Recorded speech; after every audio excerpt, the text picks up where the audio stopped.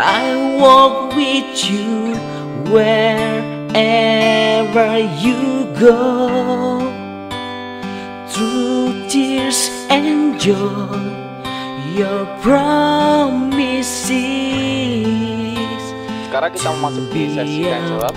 Aturan mainnya, nanti teman-teman yang mau bertanya silakan angkat tangannya lalu menyebutkan nama dan asalnya. Oke, mungkin 3 penanya. Siapa yang ingin bertanya? Pak Bambang Nursena yang saya hormati, sama dengan pendahuluan mahasiswa kami tadi, pembicaraan yang melibatkan berbagai agama pasti menyentuh hal-hal sensitif. Tapi insya Allah dengan semangat persaudaraan dan kasih sayang akan kita lalui masalah sensitivitas itu.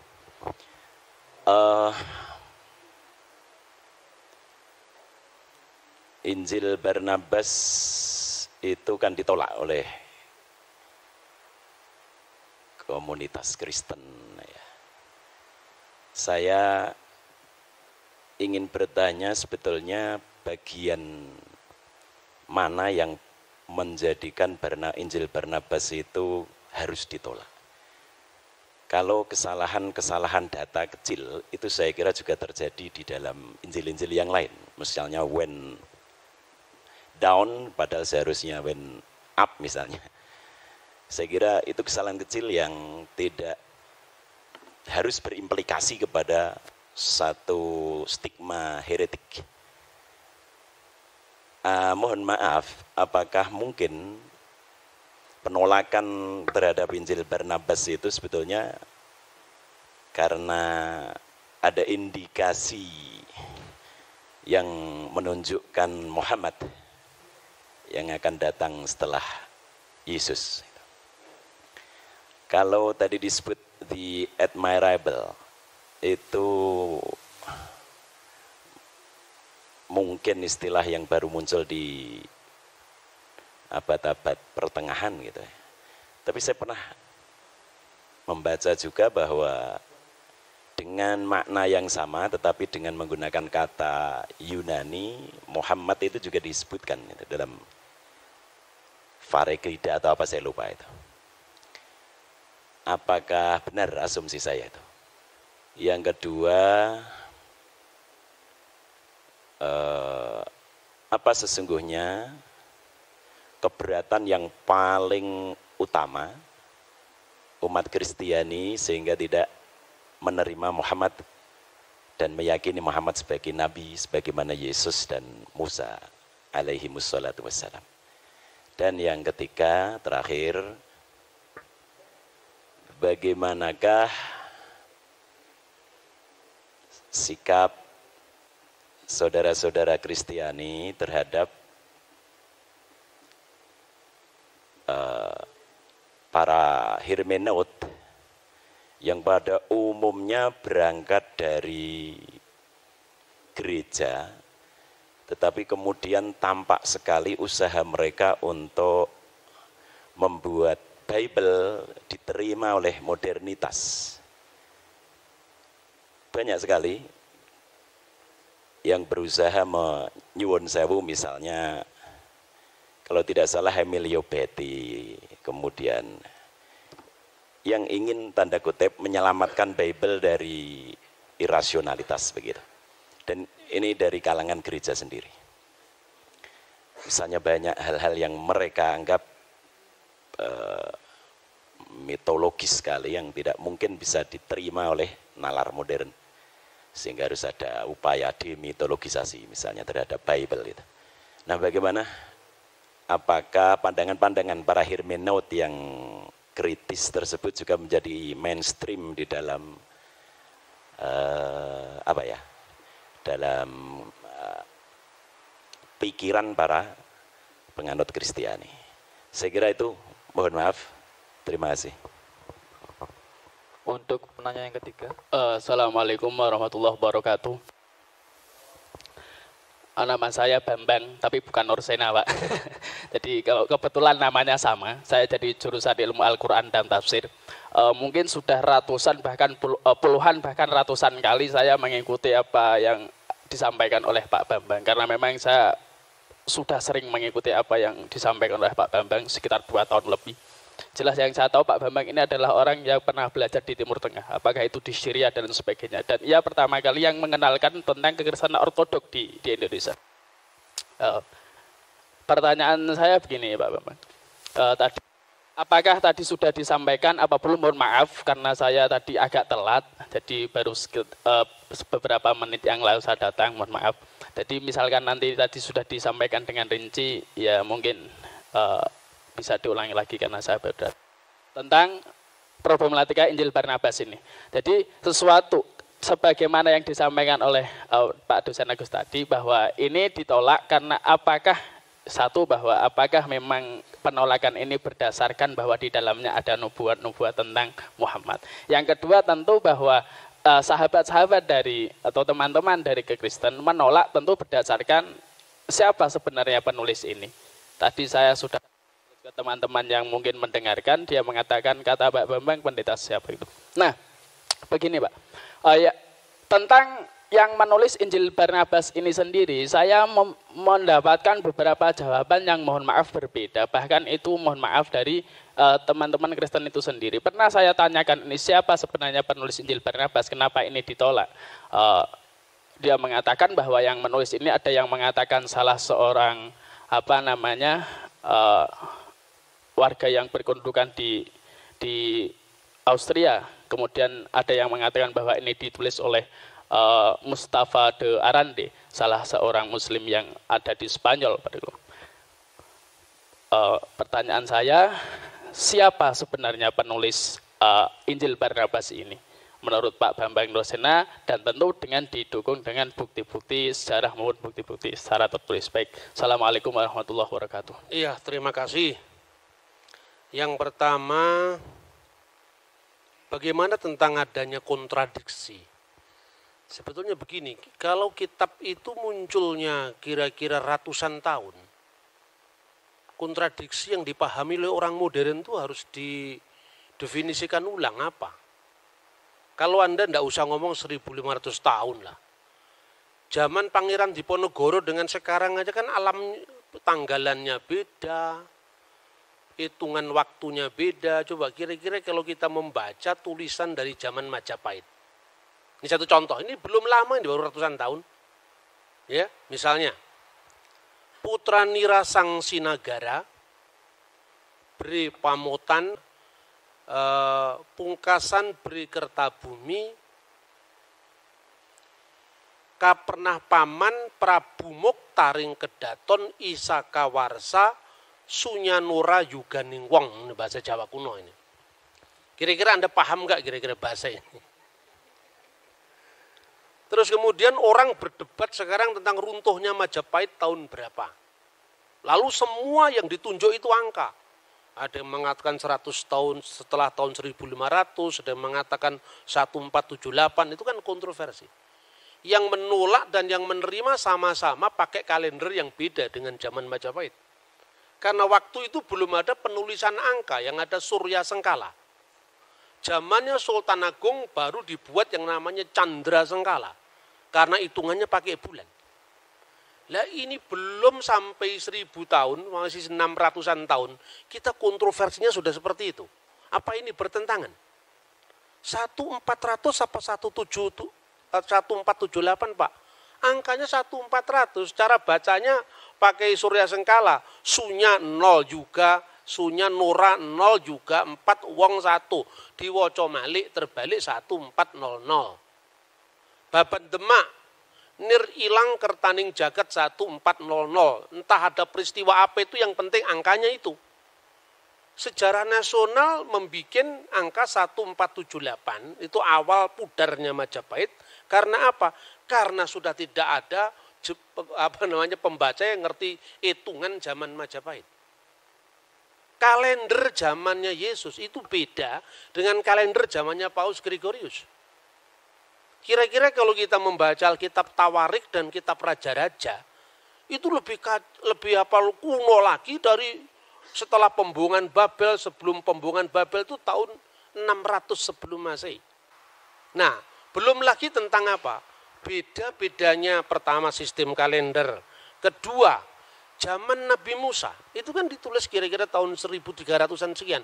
Belum ada bulan namanya bulan Nisan. Bulan Nisan itu dikenal setelah periode kitab suci ditulis setelah pembuangan Babel. Karena dari kata Nisanu, musim semi. Sebelumnya itu namanya Etanim. Lah ini beda. Paskahnya di kitab Tawarik kok Etanim. Di kitab nabi-nabi kok Nisan. Lah Etanim itu ya Nisan, sama Anda ngomong akad dengan minggu. Gitu loh kira-kira. Ini mudah sekali dijawab. Banyak orang yang kurang membaca aja yang mengatakan begitu. Karena apa? Kitab suci yang ditulis ribuan tahun yang lalu dipahami menurut logika zaman sekarang. Saya berikan contoh, jangankan kitab suci. Zaman kerajaan Sriwijaya aja beda kok. Belum lagi kompleksitas perjanjian baru. Karena di perjanjian baru, ketika gereja ada di Yerusalem, kalendernya pakai kalender Ibrani. Ketika gereja melangkah ke Antioquia, mulailah muncul gereja ortodoks Syria, ke Mesir mulai Koptik muncul. Kalendernya apa? Beda-beda lagi. Orang Koptik mulai kalender Anno Martiri dihitung mulai peredaran bintang Sirius. Tetapi orang Yerusalem kuno memakai kalender Ibrani yang disebut kalender seperti Islam, Anno Hijriah itu, pakai peredaran bulan. Ketika tanggal itu dikonversikan ke dalam teks yang lain harus ada penyesuaian. Seorang lahir tanggal 27 bulan Zulkaizah tahun 1383 misalnya. Ayo Masehnya berapa? Ngitung Natal saya bisa hitung kepada Anda. Sampai detail saya bisa ngitung. Karena apa? Saya belajar kekristenan dari sumber aslinya, sumber primer. Saya tidak menafikan orang barat yang belajar kitab suci. Tetapi rata-rata yang mereka baca itu sumber sekunder. Jadi misalnya Natal dituduh kelahiran Dewa Matahari. Lalu sedangkan Natal itu sudah ditentukan di Mesir tahun 189 kok. Kalender penyembahan Dewa Matahari baru tahun 274 zamannya Aurelius. Karena orang barat termasuk penulis entry Christmas di Britannica, Americana, tidak pernah baca buku Didaskalia Apostolorum yang pakai bahasa Koptik, bahasa Yunani, dan itu yang saya koleksi sampai hari ini. Nah makanya bagi saya, perbedaan informasi karena sistem kalender yang berbeda, angka tahun yang berbeda, itu persoalan sejarah, bukan persoalan ini. Kedua, visi teologis yang berbeda. Masing-masing penulis itu punya latar belakang yang mewarnai tulisannya. Karena di dalam pandangan Yahudi Kristen, yang namanya wahyu itu bukan sesuatu yang turun dari langit. Tetapi wahyu itu menyejarah. Taurat bicara dalam bahasa manusia. Kata misalnya orang Yahudi. Kristen juga demikian. Setelah aku menyelidiki dengan seksama segala peristiwa yang terjadi di antara kita. Dari saksi mata dan pelayan firman misalnya. Artinya di situ ada riset. Nah, sekarang ini definisi tentang wahyu aja kita belum sama kok. Kita mau menilai agama orang dari perspektif kita itu loh kira-kira. Nah itu satu. Kedua, kenapa Injil Barnabas itu ditolak? Pertama, bukan karena isinya Muhammad atau tidak menerjemahkan aja orang Kristen kok. Islam kan tinggal enaknya sudah diterjemahkan. Kan jarang yang ngerti bahasa Itali. Yang ngerti bahasa Itali kan pastor-pastor Katolik. Sudah diterjemahkan tinggal baca. Kalau orang Kristen punya niat jahat nggak perlu dong diterjemahkan. Ngapain diterjemahkan? Itu merugikan kita. Tapi karena semangat keilmuan kita terjemahkan. Sampai penerjemahnya di dalam bahasa Arab pun juga orang Kristen Koptik. Namanya adalah Khalil Sa'adah. Tetapi demi keilmuan dia memberikan contoh bahwa memang dalam konteks perjanjian baru itu misalnya ada persoalan-persoalan angka tahun, misalnya Yesus lahir zaman Kirenius atau tidak. Tetapi bangunan dasar seluruhnya betul ditemukan prasasti tentang kata iterum, bahwa dia yang kedua kali bertakhta. Tetapi soal Injil Barnabas ini parah sekali karena memang abad 16 dari abad pertama. Jadi bukan persoalan ada Muhammad atau ada tidak ada Muhammad, bukan, tapi karena semangat keilmuan. Lah memang Injil abad 16 masa mau dipakai. Sedangkan peristiwanya abad pertama. Sekarang gini, Anda percaya nggak proklamasi 17 Agustus tahun 1945? Percaya dari mana? Dokumennya ada, Pak. Koran-koran dari zaman Jepang, Suara Asia, Arsip Nasional memang ada. Kemudian kira-kira ratusan tahun kemudian Orang mengatakan, "Loh kenapa informasi saya nggak diterima?" Lah yang jelas kamu datang tiba-tiba dan punya nilai sejarah, bagaimana mau diterima? Nah, soal admirable itu bukan soal begitu. Karena di dalam naskah kuno manapun, sekarang ini terlalu mudah, saudara-saudara. Ada teman-teman yang mengartikan Parakletos itu dengan Periklitos yang terpuji, admirable. Tidak ada naskah manapun yang eksis dari 5.780 naskah. Semuanya berbunyi sama. Hode Parakletos tu penefma tu agion hupemsei dan seterusnya. Seorang penghibur yaitu Roh Kudus, dan penghibur ini dalam bahasa Yunani Parakletos. Parakletos ini ditulis dengan huruf alfa, tidak ada huruf lain. Sebab kalau bahasa Ibrani kan seperti bahasa Arab, ya ada jitir. Bahasa Arab itu kan dibentuk dari 3 huruf, ya bahasa Ibrani namanya sores. Misalnya salum dari shin, lamid, mim, sama dengan bahasa Arab salam. Nah, kemudian di situ ada menjadi kata kerja baru, kata benda baru. Itu tergantung bagaimana pemakaiannya. Salam, muslim, taslim, itu kan satu akar kata. Tapi kalau bahasa Yunani nggak bisa. Parakletos ya parakletos, periklitos ya periklitos. Karena apa? Seperti bahasa Indonesia, cowek nggak bisa dibaca cuek. Nggak bisa dibaca cowok, ya cewek. Karena itu memang struktur bahasanya berbeda itu. Lah naskah kuno itu melestarikan kata Parakletos itu dari kitab Ratapan. Kitab Ratapan menerjemahkan Parakletos dari Menahem. Menahemma dalam bahasa Aram. Nah kata Menahem ini untuk apa? Sang penolong, sang pembela. Makanya dalam bahasa Yunani modern, advokat itu Parakletos. Yesuslah Parakletos. Di mana disebutkan? 1 Yohanes pasal 2 ayat 1. Kalau kamu berdosa ada pembela. Antara kita dan Allah ada Parakletos, yaitu Yesus Kristus yang adil. Roh Kudus disebut alon parakleton. Parakletos yang lain, tapi kata alon itu menunjukkan satu dan berhubungan. Sementara kata uteros itu lain bertentangan. Misalnya, lo yihye Elohim akhirim alfanai. Jangan ada Elohim lain, ilah-ilah lain di hadapan hadiratku. Misalnya, di Kalok 10 perintah Allah.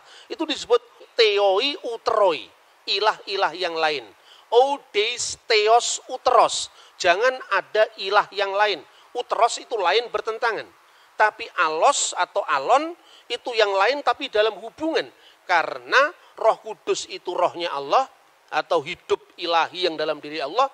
Sementara Yesus itu adalah firman yang menjadi daging.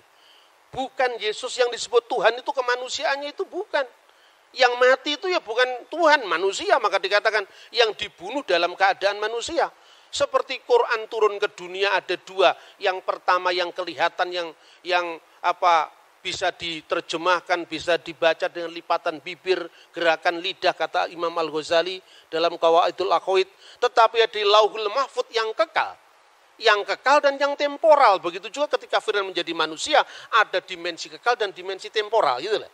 Dan itulah yang disebut alon parakletos dan alos parakletos. Seorang bapak gereja dari gereja Syria Timur namanya Timotius Al-Awal. Dia mengatakan, seorang Kristen boleh saja mengatakan Muhammad berada di jalan para nabi. Tapi kenapa kita tidak langsung mengatakan Muhammad itu nabi? Lah karena sudah tutup, tidak ada kesempatan lagi. Sama dengan orang Islam mengatakan Muhammad kataman nabiin. Lah kalau ada nabi setelah Muhammad kira-kira bagaimana? Kesulitan karena apa? Secara moralitas itu universal. Baik itu baik sekalipun tidak terjadi di wilayah kita. Tapi kita tidak terlalu berambisi untuk harus mensinkronkan teologinya. Karena apa? Karena definisinya aja belum sejalan. Bagaimana kita memaksakan teologinya? Saya contoh. Rasul dalam iman Kristen dan Islam itu beda maknanya. Rasul dalam Kristen itu berasal dari kata Ibrani Seliah. Artinya apa?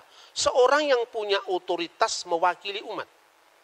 Jauh dari perbedaan seorang nabi menerima wahyu dan tidak wajib menyampaikan kepada umatnya, seorang rasul menerima wahyu wajib menyampaikan kepada umatnya. Dan definisi ini dibuat tahun berapa? Sementara kata Saliyah sudah berlaku untuk iman Kristen dan Yahudi jauh sebelum Islam lahir. 600 tahun berlalu tentu saja definisi itu ada yang berkembang toh. Artinya di dalam Kristen Ibrahim bukan rasul. Di dalam Yahudi, Musa bukan rasul. Tapi Musa adalah nabi, Ibrahim adalah nabi. Rasul hanya ditentukan untuk wakil-wakil kongregasi Yahudi. Makanya disebut Selia Hasibur. Jadi Yesus itu imam besar, makanya disebut rasul. Beda dengan definisi rasul yang dipaksakan oleh banyak orang yang berpolemik lintas agama itu gitu loh. Nah, seperti ini selesaikan dulu dong apa definisinya. Jadi artinya kadang-kadang ungkapan yang sama dimaknai berbeda, tapi ungkapan yang berbeda ide iman yang beda diungkapkan dalam bahasa yang sama gitu loh misalnya. Kemudian keberatan apa? Tidak ada keberatan kalau memang itu teksnya memenuhi syarat, kan tidak memenuhi syarat. Memang teksnya ya sekarang ini loh. Ada problematik perjanjian baru ya. Tetapi bahwa perjanjian baru ketika Yesus itu lahir, kaisarnya namanya Tiberius, penguasa Yudea namanya Herodes, tidak bertentangan dengan fakta sejarah manapun juga. Bacalah Yosefus, bacalah 12 kaisar Roma, semuanya sejalan. Karena apa? Yang nulis memang orang yang sejalan. Yang menjadi wali negeri, Pontius Pilatus, itu katanya Injil Barnabas, ini bukan kesalahan kecil, ini kesalahan fatal. Karena apa? Pilatus itu baru menjadi wali negeri itu pun sementara. Itu setelah pemecatan Herodes Archelaus. Jadi ketika Herodes Agung meninggal, itu kemudian ada 3 orang yang dipilih oleh Kaisar Roma, yaitu Archelaus, Antipas, dan Filipus.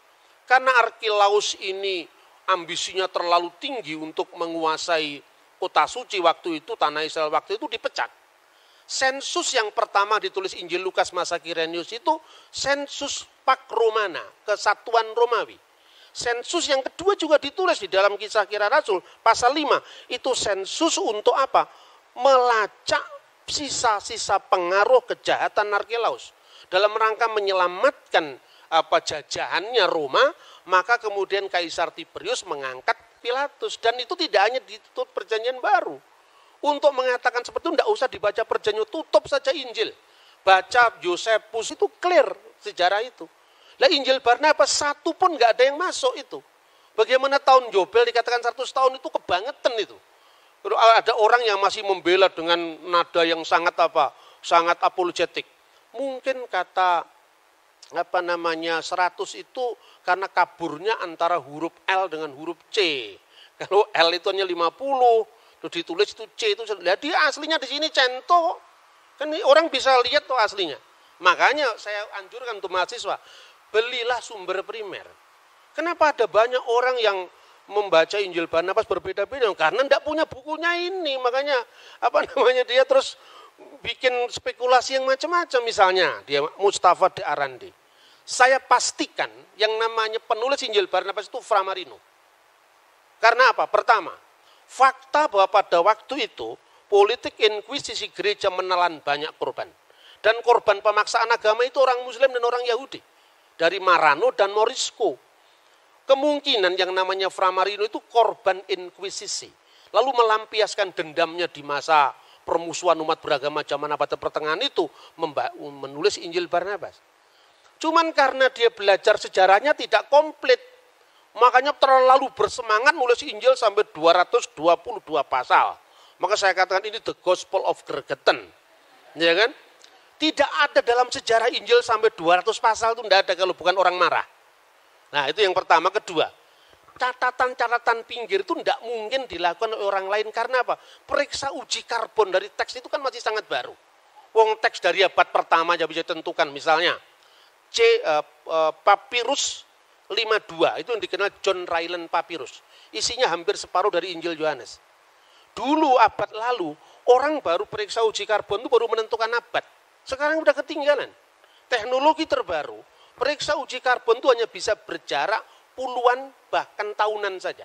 Maka sekarang uji karbon terbaru P52 itu asalnya dari tahun 115 Masehi. Yohanes anak Zebedius menulis Injilnya tahun 90. Karena menurut catatan Bapak Gereja kuno, misalnya Papias. Papias itu siapa? Muridnya Yohanes langsung. Polikarpus, muridnya Yohanes langsung. Kalau di Islam ini seperti tradisi sanad itu loh. Itu di gereja ortodoks dipertahankan. Kenapa orang-orang Protestan itu tidak paham itu? Karena dia terlalu baru, zaman VOC baru muncul. Akibatnya apa? Karena kekurangan data primer tadi, dia melakukan eksperimen-eksperimen yang terlalu jauh mengambil kesimpulan. Misalnya Natal, perayaan Dewa Matahari itu baru dipersoalkan tahun berapa? Tahun 1700 sekian itu, zamannya Paul Ernest Jablonski. Terus kemudian diikuti oleh orang Katolik dan dibenedikkan. Karena apa? Mentalitas orang Katolik itu minder sama Protestan. Nah itu loh kira-kira. Itu bisa dilacak dengan sumber-sumber primer langsung. Kemudian bagaimana sikap saudara Kristen terhadap para seket gereja yang mengatakan bahwa ternyata Bible tidak tahan dengan teks-teks modern itu suara abad lalu itu. Sekarang udah ketinggalan kereta. Sekarang kenapa saya bilang begitu? Sekarang gini, jujur saja lah. Penemuan arkeologi itu dari mana awalnya? Dari gereja. Penemuan arkeologi Timur Tengah itu diawali dari namanya Rosetta Stone. Tahun 1795 itu dimulai ketika Napoleon Bonaparte menduduki tanah Mesir. Lalu salah seorang tentaranya menemukan satu batu tertulis dalam 3 bahasa, yaitu bahasa hieroglif, bahasa Mesir kuno yang dipakai pada zaman para Fir'aun. Kemudian bahasa demotik, bahasa Mesir kuno dipakai di antara demos, rakyat, dan bahasa Yunani. Adalah seorang Perancis Katolik, di agamanya masih muda, umur belasan tahun, sudah menguasai 4 bahasa kuno. Ibrani, Yunani, Latin, Aramaik. Ketika dia mendapat pengumuman dari zaman Napoleon, siapa yang mau ikut ekspedisi arkeologi ke Mesir? Dia datang. Bingung waktu di Mesir. Apa yang dia lakukan? Dia tanya, komunitas terkuno dari gereja ini, dari Mesir ini apa? Islam bukan, baru abad ke-7. Kristen Ortodok Yunani juga tidak. Kristen Koptik Ortodok. Nah, untuk dia bisa komunikasi dengan orang setempat, dia pakai bahasa Arab. Lalu masuk gereja, bingung dia. Wah, ini ada liturginya kok selain bahasa Arab, ada bahasa Yunani, ada bahasa Mesir kuno. Tetapi ketika nama-nama dewa itu diganti dengan nama Yunani, misalnya Theos, Agios, Theos, Agios, Iskiros, Agios, Thanatos, diterjemahkan pakai bahasa Arab. Kudusullah, Kudusul Qawi, Kudusul Ladila Yamut, Irhamna. Al-Mastulillah walibni warahil kudus al-ana wa kulhainin wa ila dahri dahirin amin. Ini enggak ada Islamnya. Ini Kristen asli ini. Itu, apa artinya itu? Wah, ini berarti ada bahasa-bahasa kuno yang dipakai di sini. Ya, gimana kami bisa belajar? Di amat-amati itu. 23 tahun dia bisa memecahkan. Dilihat bahasa Yunaninya jelas. Oh, di sini ada kata Ptolemaus.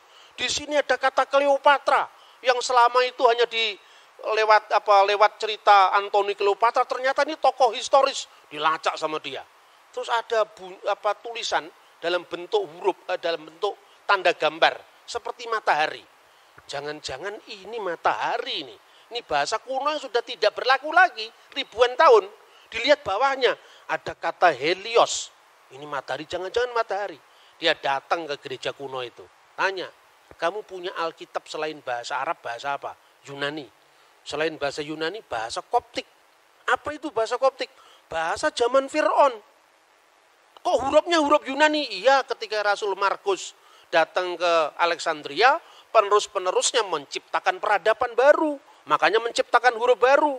Kayak orang Jawa sekarang, Anda lihat itu orang Arab suruh baca Arab Pegon kan tidak ngerti. Itu produk lokal karena itu menunjukkan bahwa bangsa kita bangsa besar sampai bisa bikin tulisan Arab Pegon. Begitu juga di sana. Dilihat ternyata kamu tanya bahasa Koptik, iya. Bagimu akan ada matahari yang tidak pernah tenggelam. Bahasa Koptiknya apa? Oh, bahasa Koptiknya adalah on. Bahasa Koptiknya adalah ra. Ada 2 kata, ra dan on. Ra itu apa? Matahari. Itu dia baca dari Alkitab. Orang-orang Israel membangun kota namanya Ramses. Ra itu hari. Mese itu artinya apa? Artinya anak. Anak sang matahari, anak dewa matahari. Nama aslinya Musa apa? Moshe. Mo itu air yang mengalir. Mese itu bahasa Mesir kuno. Artinya anak. Anak yang diambil dari air yang mengalir. Ketemu sudah ini bahasa. Sejak saat itu muncul namanya Egyptologi. Ini asalnya dari Bible ini. Kok dianggap Bible bertentangan dengan pengetahuan bagaimana? Yang melainkan arkeologi adalah Alkitab kok. Seumpama waktu itu tidak ketemu kata Ramses, tidak akan ketemu arkeologi Mesir kuno. Baru mulai ada penggalian di di Ras Samra, penggalian di Babel, ketemulah kota-kota kuno, kota Abraham, namanya apa? Tel Turahi, cocok dengan namanya Abraham dalam Alkitab Terah. Ya toh?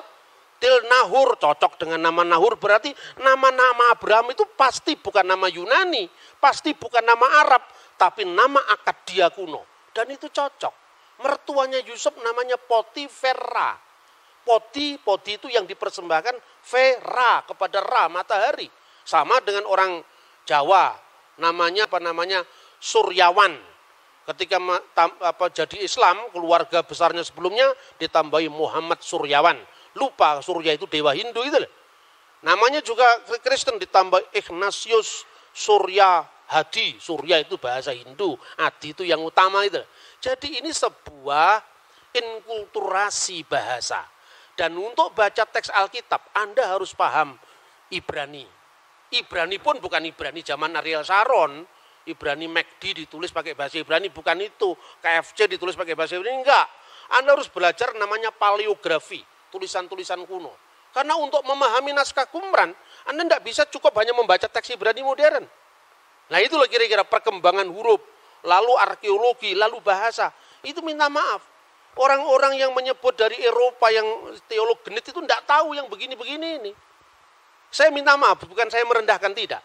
Tapi terlalu dangkal untuk memahami naskah yang usianya ribuan tahun hanya bermodal bahasa Inggris sekedarnya, bahasa Yunani.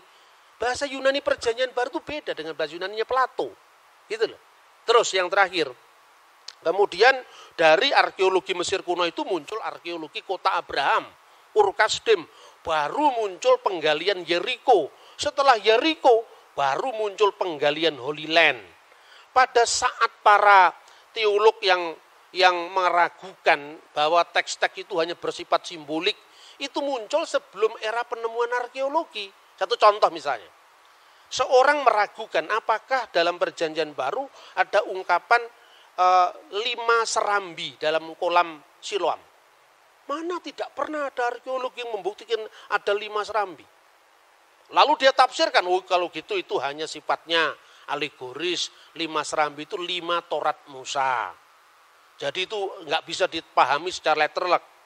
Tahun 1961 ketika buku ini terbit, pada saat yang sama timnya Marshall itu menemukan memang benar dalam penggalian kolam Siloam ada 5 serambi.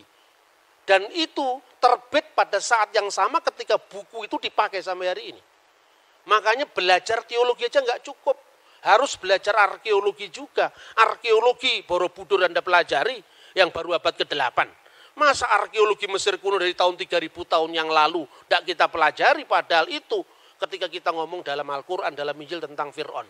Fir'aun itu bukan nama orang. Fir'aun itu paraoh artinya. Itu tiang besar. Dan di mana itu sebutan paraoh itu mulai? Setelah generasi Old Kingdom. Ketika kerajaan Israel, kerajaan Mesir kuno pindah dari Giza menuju ke Luxor dan sebagainya. Baru Anda lihat sendiri ke sana. Saya beberapa teman dari Al-Azhar itu saya anjurkan kamu kalau mau tahu sejarah Mesir, jangan hanya baca Perjanjian Baru, karena Perjanjian Baru kan baru muncul abad pertama. Jangan baca hanya Quran yang muncul abad ke-7. Kamu baca langsung itu, temuan-temuan arkeologi itu. Sebagai seorang ilmuwan, ketika Anda belajar arkeologi itu, tutup dulu kitabmu, Bibelmu. Supaya apa? Supaya kita bisa netral, jangan kita dipenjara karena teks. Karena teks itu membimbing kita, oke lah kalau secara hidayah silahkan. Tapi kalau secara ilmu pengetahuan, masa kita bisa mengkritisi teksnya orang, teksnya kita sendiri kita protek, kan tidak fair itu gitu loh. Nah oleh karena itu, saya menyatakan tentang pentingnya gereja ortodok itu di mana? Karena gereja ortodok itu saksi hidup dari semua data-data arkeologi itu. Coba Anda mau belajar bahasa Yunani. Pembawa gereja ortodok pertama itu bukan saya, tapi Romo Daniel. Nah kemudian generasi setelah Romo Daniel itu kan menekankan aspek tentang liturgi gereja, sejarah gereja. Saya tidak bisa hanya begitu. Karena apa? Ketika saya masuk dalam salah satu gereja ortodok saja, berarti saya menutup akses informasi saya untuk ortodok yang lain. Makanya saya memperkenalkan kajian Syriak, kajian Koptik dalam konteks ini. Anda mau tahu bahasanya Yesus, sampai sekarang Alkitab Pesita masih ada, bahasa Suryani. Dipakai tidak hanya sebagai bahasa liturgi, tapi bahasa sehari-hari. Di Maklula, Said Naya di Syria. Anda mau pakai bahasanya Pontius Pilatus, bahasa abad pertama, masih dipakai teks suci Perjanjian Baru. Anda mau cari bahasanya Nabi Musa, masih dipakai dalam kitab Taurat. Anda mau cari bahasanya Fir'aun, jejak-jejaknya dijumpai dalam kitab Ibrani. Misalnya, nama Asnat itu kekasih Nait. Nait itu dewa kuno zamannya Yusuf. Yusuf ketika menjadi Perdana Menteri, nama Yusuf itu kan nama Ibrani, Yosef. Ketika di Mesir mendapatkan nama baru, apa itu? Safnah Paneah, di situ kunci hidup. Hidup, makanya Akhenaton, Aton yang hidup. Nah ini nggak cukup hanya bisa ditelaah dari bahasa Arab yang terlalu baru untuk itu. Tidak cukup diambil dari bahasa Yunani, Perjanjian Baru yang konteksnya terlalu jauh. Harus diambil dari teks langsung yang melestarikan bahasa Koptik. Yaitu apa? Gereja Ortodok Koptik. Ini ada di Mesir, tidak ada di Syria. Makanya saya tidak kerasanan kalau hanya di satu tempat. Saya mau passing over dari semua tradisi keagamaan. Soal kemudian saya coming back kepada agama saya sendiri. Karena saya harus punya rumah supaya kalau mati ada yang mengubur. Kan itu saja sebetulnya. Tapi konteksnya apa? Konteksnya bahwa orang beragama itu jangan taklid buta itu loh. Kita mesti melihat problematik masing-masing teks itu. Dalam semua apa yang saya katakan, Injil Barnabas sama sekali tidak masuk dalam hitungan itu. Karena apa? Terlalu baru. Sama dengan Anda membahas zamannya Patih Gajah Mada abad ke-13 berdasarkan naskah Melayu, itu pun bukan bahasa Jawa, tapi bahasa Thailand itu loh. Lah bahasa Italia aja belum ada kok. Jadi Perjanjian Baru itu bukan sewenang-wenang ini yang cocok dengan iman Kristen diambil, yang tidak cocok dibuang. Tidak seperti itu. Makanya apokrif atau kanonik dalam gereja Ortodok itu tidak sedikit dalam gereja Protestan. Gereja Protestan itu kan sudah mewarisi teks yang sudah tertutup gitu loh. Lalu di gereja Ortodok kan tidak, misalnya kisah tentang Bunda Maria dipelihara di Bait Allah oleh Zakaria. Yang itu ada di dalam Quran, ya kan? Tetapi dalam Alkitab kan sebenarnya tidak ada, implisit ada, tapi tidak ada. Itu ada dalam dokumen gereja Synaxarion yang diabadikan dalam buku yang namanya Protevangelium Yakobi. Bagi orang gereja Ortodok tertentu, ini kitab apokrif, ya. Tapi karena kitab apokrif ini ditulisnya paling dekat dengan peristiwa, tidak peduli, diambil. Diambil untuk apa? Mengisi kekosongan sejarah. Tapi normanya tetap yang kanonik gitu loh. Jadi apokrif kanonik itu bukan sesuatu yang batas hitam putih, enggak. Apalagi kalau hanya sekedar ini menguntungkan iman itu, tidak ada pertimbangan semacam itu. Contoh lain misalnya, di dalam ajaran Katolik dan Ortodok sebetulnya kitab yang disebut dengan Biblia Hebraika itu kan sebetulnya warisan dari Yahudi Yamnia. Setelah gereja kuno dikutuk sama orang Yahudi lewat konsili lokal yang mengatakan terkutuklah orang-orang Nasrani maksudnya, itu orang Kristen. Hendaklah nama mereka tercabut dari kitab kehidupan, itu tahun 90 Masehi.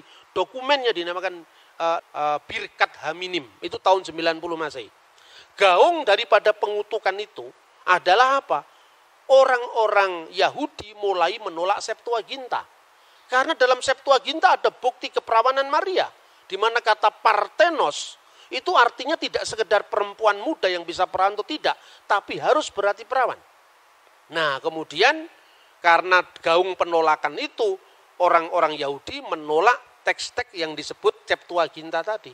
Tetapi penolakan orang Yahudi terhadap Septuaginta itu juga tidak sedikit gereja modern. Buktinya apa? Yesus memperingati perayaan yang namanya penahbisan Bait Allah. Itu diambil dari buku Makabe, 1-2 Makabe, yang dipakai oleh gereja Katolik dan gereja Ortodok. Gitu loh. Jadi karena begini, dalam iman Kristen firman itu tidak menjadi kitab dalam pengertian harafiah. Tapi firman itu turun dalam sosok manusia Yesus yang adalah peristiwa. Maka Injil bagi iman Kristen adalah peristiwa kabar baik, bukan kitab yang turun dari langit. dalam sejarah, dalam ilmu agama-agama, ini harus jujur dihormati. Kenapa Timotius awal tidak keberatan mengatakan Muhammad berada di jalan para nabi? Di satu pihak dia tetap bisa mengagumi nilai-nilai kebaikan pada agama lain, tapi di pihak lain dia tetap untuk menjaga koridor teologisnya dengan agama lain. Ini mirip. Anda bisa mengikuti bahwa ada orang agama Bahai yang orangnya kelakuannya baik-baik ketimbang kelakuannya yang suka bakar-bakar toko itu. Secara ortopraksi dia baik. Tapi kan kitabnya kitab setelah Al-Quran, Pak. Nabinya juga Muhammad Bahaullah. Itu sudah tutup, Pak, pewahyuan kita. Namanya katamu Nabi Muhammad. Kita tidak bisa mengakui Bahai. Tapi kalau kelakuan baik ya kita akui lah, Pak. Artinya apa? Seperti itu, setiap agama itu punya batas. Bagi orang Yahudi, nggak mau mengakui Yesus perjanjian baru. Karena apa? Musa itu puncak pewahyuan. Bagi iman Kristen, Yesus itu puncak pewahyuan. Artinya, tidak relevan lagi untuk tuntutan imannya. Tetapi tidak untuk tuntutan etikanya, moralnya. Hubungan, karena iman itu tidak hanya, kebenaran tidak hanya dibatasi dengan ortodoksia, kebenaran iman, tapi juga kebenaran berperilaku dan kebenaran penyembahan. Makanya ketika Timotius awal mengatakan Muhammad berada di jalan para nabi, tidak menyalahi imannya, tetapi juga tidak menutup mata objektifnya bahwa Nabi Muhammad memang berjasa besar di dalam misalnya mengarahkan bangsa Arab sampai kepada satu deklarasi bahwa tidak ada ilah selain dari Allah. Gitu loh kira-kira. Dan itu ternyata cocok dengan perjanjian baru. Tetapi definisi kenabian, definisi pewahyuan itu memerlukan jalan panjang lagi untuk kita berdialog. Makanya perlu dialog teologis seperti ini. Terima kasih. Materi yang dibawakan oleh narasumber juga telah dijelaskan dengan baik. Semoga apa yang telah dipaparkan oleh kedua narasumber ini bermanfaat bagi teman-teman sekalian, terutama dalam hal menjaga toleransi di Indonesia, khususnya di kota Salatiga. Mungkin itu saja yang dapat saya sampaikan, kurang lebihnya mohon maaf. Terima kasih. Wassalamualaikum warahmatullahi wabarakatuh.